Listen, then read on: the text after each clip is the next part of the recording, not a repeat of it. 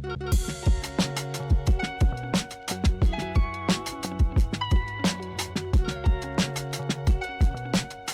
going on, fight fans? Welcome back to Fast TV. Let's talk about this one. We got a unification fight coming up December 6th. We got Janibek versus Lara. The titles at stake. We got the WBO, IBF, and WBA World Middleweight belts on the line, a three-belt unification. So let's start with Janibek. He's 17-0, 12 KOs, aggressive southpaw with heavy hands. He's on a 4-fight knockout streak. I mean, his last fight, he fought a tomato can out there in Australia, but still took care of business. You know, his keys to victory, in my opinion, he needs to keep the pressure high, force Lara to fight at a pace he doesn't like, cut off the ring to neutralize Lara's movements, uses combinations to break through Lara's defense. And on the other side, we got, of course, Lara. He's 31, 3-3. 18 KOs. His strengths, in my opinion, elite Cuban, amateur pedigree, slick counterpunching southpaw. Clearly, Janibek's never fought nobody like this. He's been the WBA middleweight champ for over 2 years now, since 2023. And he recently fought Zarafa and Danny Garcia in recent fights, made easy work of Danny Garcia. I think he stopped him in the 7th or 8th round. You guys can correct me on that, but that was a one-sided ass kicking he gave to Danny Garcia. But Lara, his keys to victory: use the ring IQ and his defensive mastery to frustrate Janibek. Rely on timing and counterpunching to slow down Janibek. Avoid prolonged exchanges in the middle of the ring where Janibek's power can, take over. And I'm gonna break down this fight into the following categories. Let's start with defense. I'm going to give the nod to Lara. Ring generalship. Again, I'm going to give that one to Lara. Just has way more experience as a pro. Clean and effective punches. To me, that's a tie.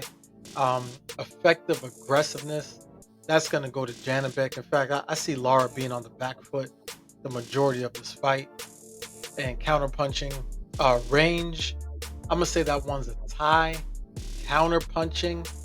Even though Lara, he's going to be counterpunching the majority of the fight, I still think that one's going to be a tie, because there will be moments where Janibek will be on the back foot, and he does have quick hands. He's an effective counterpunching, so I'm going to say that one's a tie.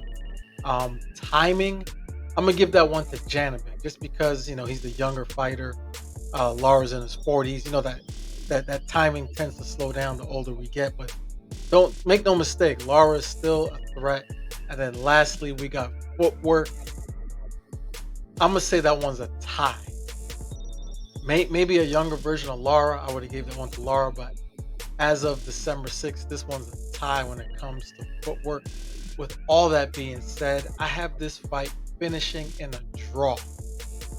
Both guys will keep their respective titles.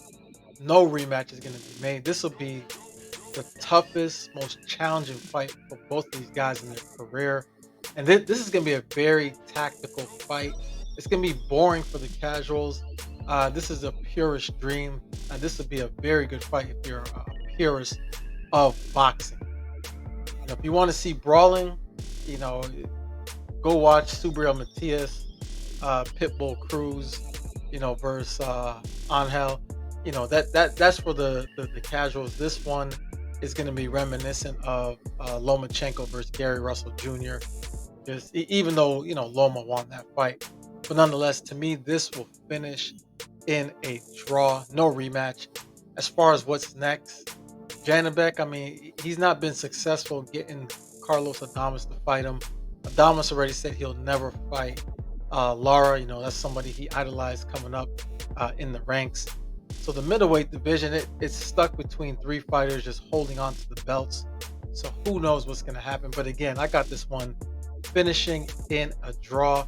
Leave a comment down below if you agree, disagree with my fight prediction.